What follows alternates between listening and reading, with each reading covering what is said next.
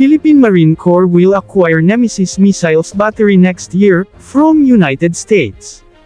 Ito ang isa sa magagandang balita na lumalabas ngayon mula sa mapagkatiwalaang source, at inaasahan nating isasama ito ngayon ng Department of National Defense bilang priority item, sa 2026 AFP Modernization Program allocation, na nasa ilalim ng annual department budget ng ahensya, na umpisa ng magpapasa ngayong buwan at ang lahat ng ahensya ng gobyerno ng kani-kanilang mga hihilinging budget, para sa pagbuo ng gobyerno ng National Expenditures Program, para sa 2026. Hindi na rin nakakagulat kung bakit ito ang maaring mauuna sa listahan ng mga assets na i-acquire next year ng AFP, dahil di hamak na mas maliit lamang ang halaga na kakailanganin, sa pag-acquire ng iilang battery ng Nemesis missile system na ito. Itinaas ngayon ng AFP ang pag-acquire ng mga missile system, matapos mahirapan ang gobyerno na makahanap ng 320 billion pesos, para makabili ng 20 na F-16 fighter jets. Dahil sa iilang battery lamang ang i-acquire, nangangahulugan itong initial acquisition lamang ito, bilang pag-introduce ng bagong sistema sa ating AFP. Sinasabing ang Philippine Marine Corps ang unang mag-acquire nito. Ang mga Nemesis na i-acquire, ay maaring i-deploy sa Palawan, Bashi Channel sa Northern Luzon, at sa Zambales na nakaharap sa Scarborough Shoal. Dinisenyo ng US Navy ang Nemesis, o Navy Marine Expeditionary Ship Interdiction System, missile, upang matugunan ang mga nakikita nilang threat sa Indo-Pacific, at kung paano ito ka-counter, at dinisenyo ito base sa environment landscape sa rehiyon, specifically sa Pilipinas, kaya di na nakakagulat na agad itong dineploy sa ating bansa, di lang para sa ginagawang mga military-to-military exercises ng Pilipinas at Amerika, kundi upang agad din na masubukan ang mga katangian na kanilang nilagay sa missile system na ito. Labis-labis naman ang pagpupuri ng ating AFP sa capability ng Nemesis missiles, kaya di nakakagulat na agad itong isinama sa kanilang priority list ng AFP Modernization Program.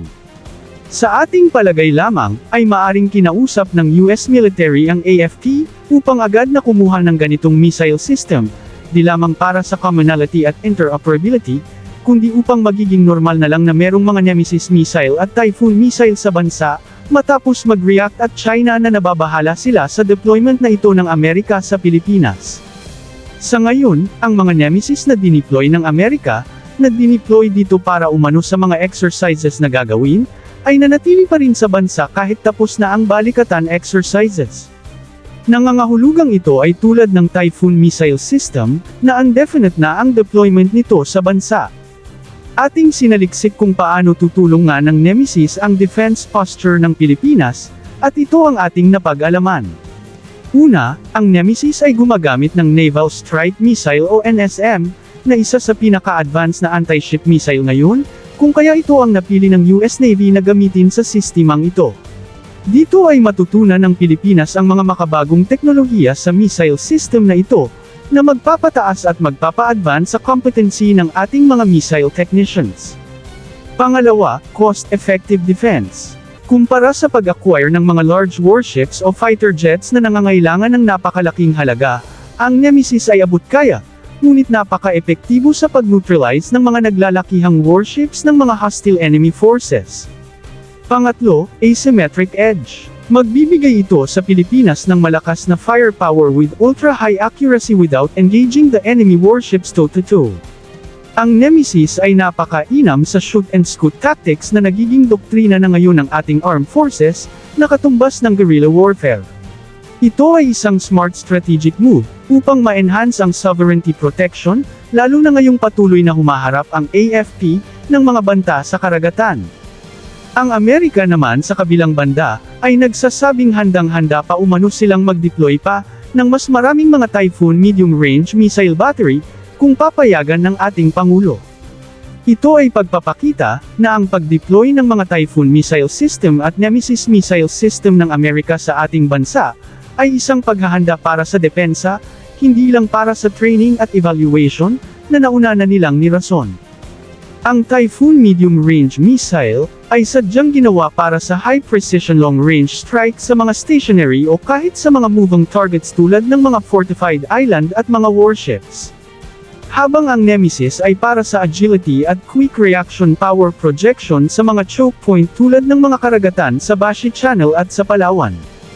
Ayon sa ating armed forces, walang hinto at tuloy-tuloy hanggang ngayon ang training ng ating mga sundalo sa parehong Typhoon at Nemesis missile system ng Amerika na maaring ma-acquire na natin sa susunod na taon.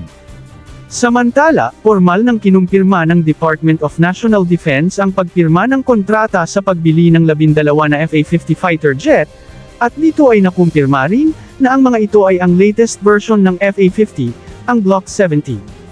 At dahil ito ay gumagamit na ng long-range active electronically scanned radar, higher fuel capacity, aerial refueling, can fire beyond visual range air-to-air missiles tulad ng mga F-16 ng Amerika at J-10 ng China, ang mga F-A-50 na ito ay ganap ng mga light multi-role fighter aircrafts.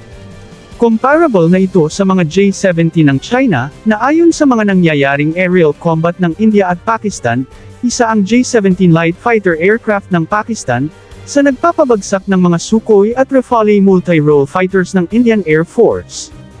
Dito natin makikita, na kahit light fighter aircraft lamang ang mga F-A-50, ngunit kapag nagamit ng maayos ng magaling na piloto, at may tamang suporta mula sa iba't ibang sensors and radars, ang mga F-A-50 ay malaking banta para sa mga kaaway ng bansa na nais pasukin ang ating himpapawid.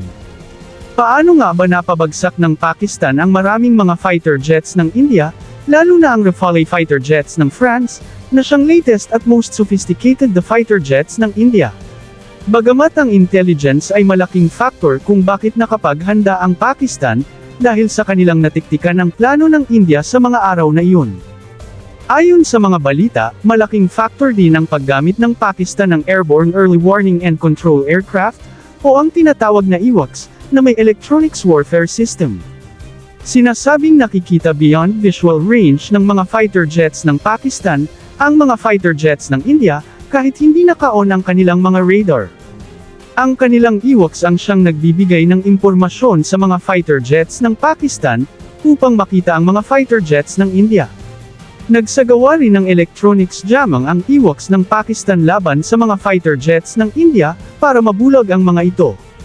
Ito ang dahilan kung bakit mas maraming eroplanong bumagsak ang India kesa sa Pakistan.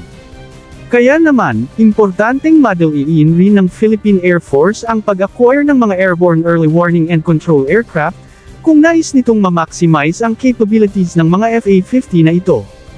Ang SOB ng Sweden, ay nag-offer ng kanilang Global Eye AWACS sa Philippine Air Force, na mas mura at mas abot kaya, ngunit may advanced na capabilities, at noong nakaraang taon, ay binisita at ininspeksyon na ito ng ilang mga opisyal ng Department of National Defense at ng Philippine Air Force.